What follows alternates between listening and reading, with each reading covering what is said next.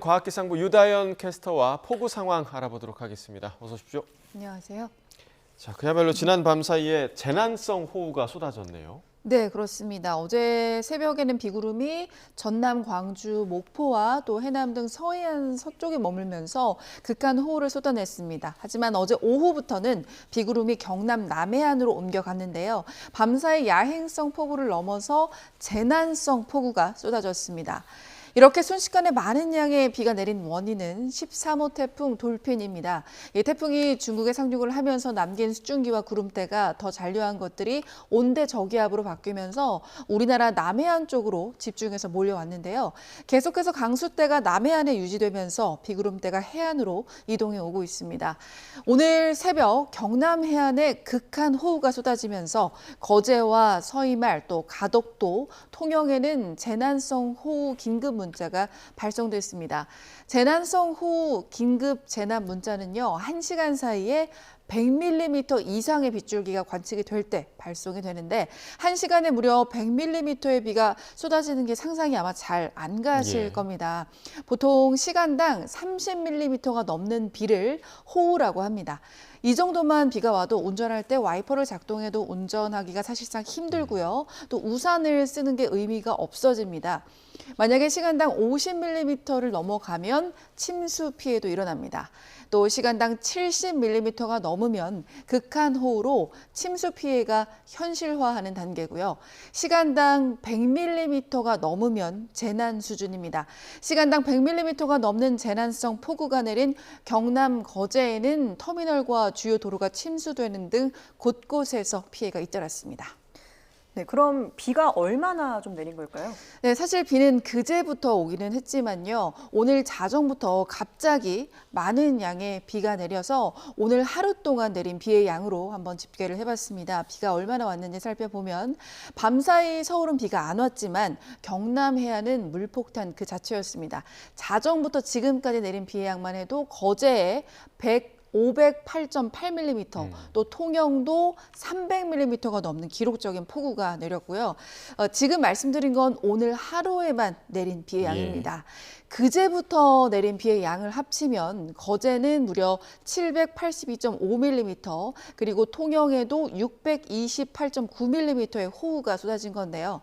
여전히 통영 사량도에는 시간당 70mm의 극한 호우가 쏟아지고 있고 또 거제에도 강한 비가 오고 있습니다. 여전히 경남과 제주도 또 부산과 전남, 광양, 울산에는 호우특보도 이어지고 있습니다.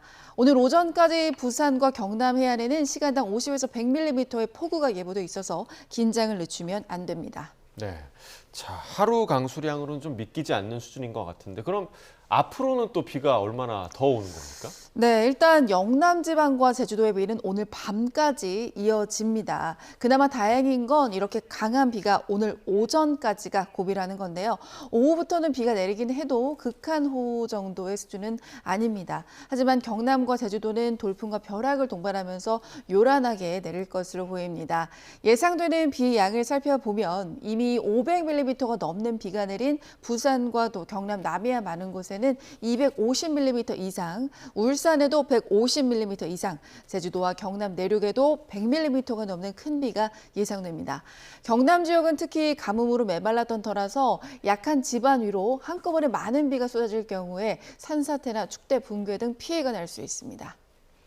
네, 어제는 비가 내리면서 더위가 좀 쉬어갔는데 오늘은 좀 어떨까요? 네, 어제 서울의 낮 기온이 25.5도였습니다. 비교적 선선한 편이었는데요. 예년 이맘때보다도 기온이 낮았습니다. 오늘은 서울의 낮 기온은 30도로 이맘때 기온과 비슷하겠습니다.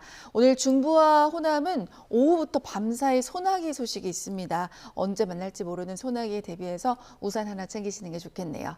오늘 부산과 대구의 낮 기온은 28도로 어제보다는 조금 높겠고 춘천은 30도, 대전이 32도로 그 밖의 지방은 덥겠습니다. 네, 자, 지금 산사태주의보가 내려진 지역도 있다고 하는데 어딘가요? 네, 현재 경남 통영과 거제에 여전히 많은 비가 내리고 있다고 말씀을 드렸는데요. 창원과 남해에는 산사태주의보가 어제부터 내려져 있고 거제에는 산사태경보가 발효 중입니다. 갑자기 강하고 또 많은 비로 토사 유출이나 산사태 위험이 큰데요. 먼저 산사태는 전조 현상이 나타나기 때문에 잘 알고 있다면 대처할 수 있습니다. 먼저 전조 증상으로는 땅 울림, 그리고 바람이 불지 않는데 나무가 흔들리거나 넘어지는 것, 그리고 계곡 상류에서 흙탕물이 쏟아지는 것, 또 돌 떨어짐 등이 있습니다.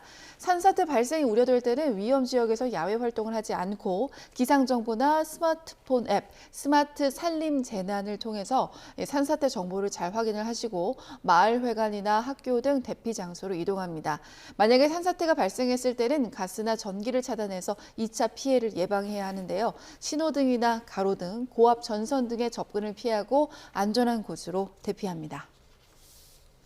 네, 내일이면 다시 일상으로 복귀를 하는데 날씨는 좀 어떨까요?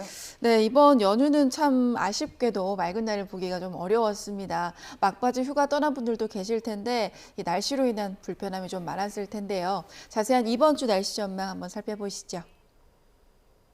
오늘 비가 그치고 난 후에는 다시 기온이 오릅니다. 아침 기온은 열대야 수준을 보이겠고요. 또 낮 기온은 서울을 기준으로 33도까지 올라서 다시 폭염특보가 내려질 가능성도 있습니다. 절기 입추 이후로 이 폭염의 기세는 한풀 꺾이긴 했지만 아직 여름은 진행형입니다. 일사병이나 열사병 등 온열 질환 위험은 여전히 높으니까요. 온열 질환을 예방할 수 있는 기본 수칙인 물과 그늘 그리고 휴식을 항상 기억하시길 바랍니다.